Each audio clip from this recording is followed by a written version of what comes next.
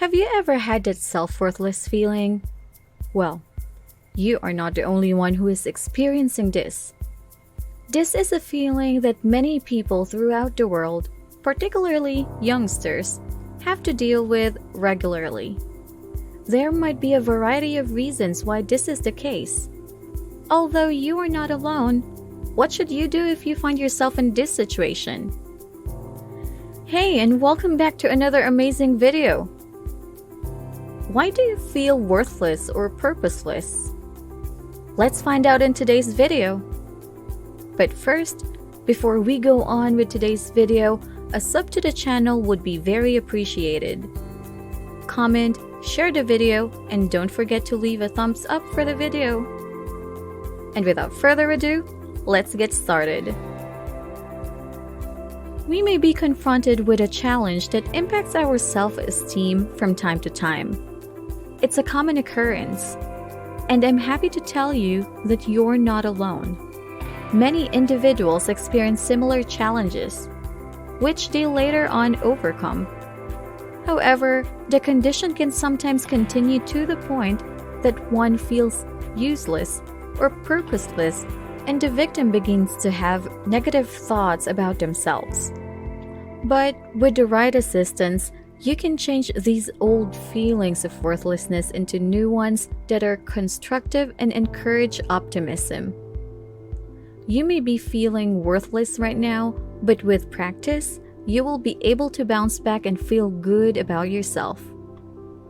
Feelings of inadequacy can strike at any time, especially during your younger years after looking at your age mates and seeing them do better in life. You might also feel worthless as a youngster in life after having nothing to do, which may occupy your mind as well as generate you some money.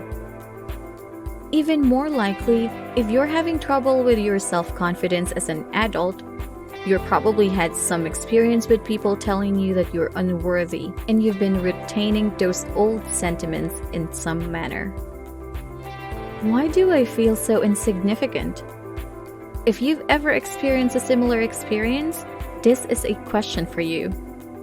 Fortunately, I may be able to provide you with some answers. It all stems from the society in which we all grew up. To be deemed worthy, society has conditioned us to believe that we must achieve specific goals, most of which are materialistic and superficial. There's nothing more erroneous than that.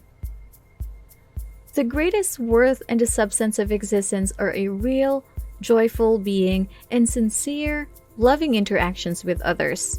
More than that isn't required.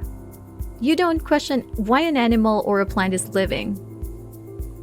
Some of the other things that happen around you and might be triggers of negative thoughts about yourself are like 1. People telling you that you aren't good enough. It's tough to understand why someone would degrade another person, yet many children are raised in households where they are repeatedly told they are worthless. For several reasons, parents take out their frustrations with life on their children, calling them names or believing they are undeserving of love. Your boss or coworkers may make comments about your performance at other times in your life, making you feel unqualified for anything. After all, you do have a say in the matter. We all have a unique personality trait that sets us apart and makes us valuable to others. You may find out that your secret power is by asking yourself, what secret power do you possess that no one else is aware of? Number 2. If you've been telling yourself that you aren't good enough. Why do we continually treat ourselves badly while lavishing so much on others?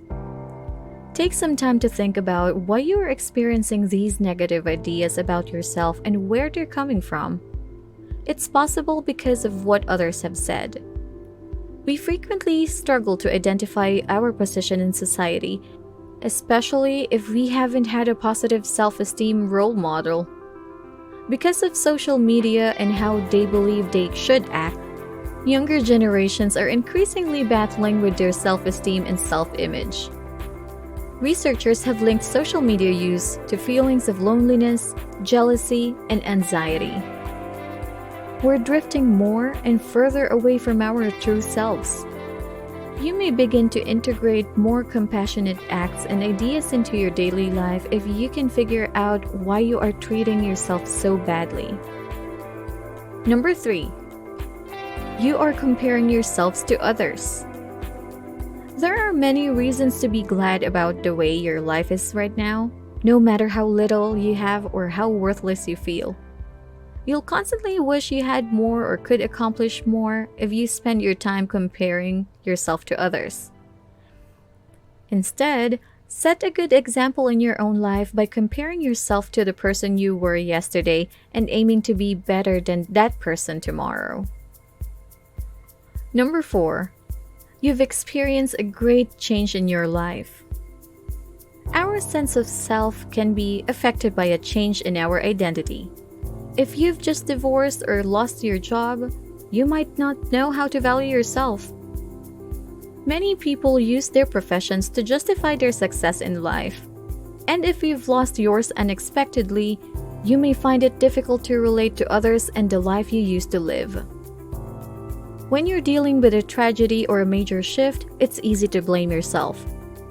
What you want to do after such an experience is think more about yourself.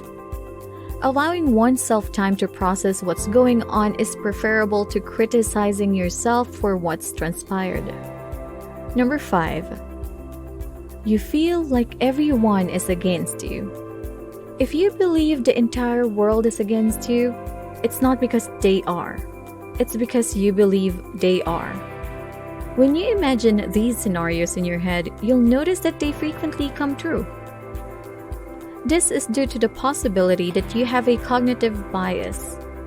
These are general guidelines that might assist you in making sense of the world and making quick judgments. Your rule of thumb is that everyone is against you and doesn't think well of you. As a result, you make mistakes when digesting the environment around you. Even when they aren't, you'll see signs that others are working against you. To deal with this, you must go inside yourself and ask yourself why you believe others are trying to get you. Imagine your assumptions and attempt to look at the facts objectively. Number 6. There may be underlying health issues. Finally, if you look yourself in the eye and don't perceive yourself as the issue, but you can't seem to get your thoughts under control and don't seem to be going anywhere, it may be time to seek professional assistance. Having seen what makes us feel unworthy, we may want to know what we can do to make ourselves feel worthy or find our identity. The first step towards finding your self-worth would be observing your feelings.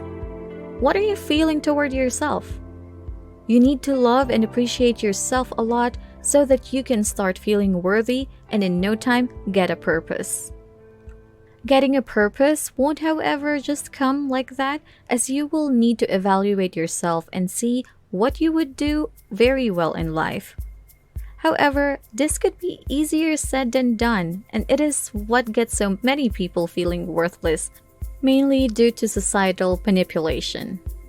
But with a few steps and trials in these two aspects about ourselves, we will start feeling the change in no time, and we will no longer be victims of feeling worthless.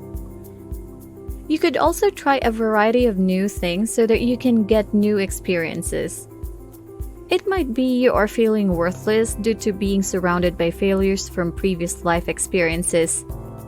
Trying out new things will make you have a better time learning how you can be better in other things that you never knew you could do them. Also, we can perform a lot better if we learn to control our thoughts and avoid situations when we feel useless. How can we just control our thoughts? Negative thought patterns can be overwhelming at times, and escaping them may seem impossible. But because they are learned habits, they can be undone and replaced with positive ones that elevate you. In reality, low self-esteem is one of the most common reasons individuals seek treatment, and millions of people have been able to overcome their negative emotions through a process called CBT, which is one of the most common approaches for dealing with low self-esteem, because it finds links between emotions, ideas, and behavior and helps you acquire the practical skills needed to regulate any harmful habits. You might also want to try this through the help of a professional therapist if you feel like you have gotten to the edge of your power and all will be right. And that's all for today's video. Thanks for watching. Did the video help you learn the way forward if you ever find yourself in a situation where you have negative thoughts about yourself? Comment below. Let's engage. Also, if you are interested in more health-related videos, make sure you like this video, share, and subscribe to our channel. Don't forget to turn on the notification bell for more amazing videos. Goodbye. See you in the next video.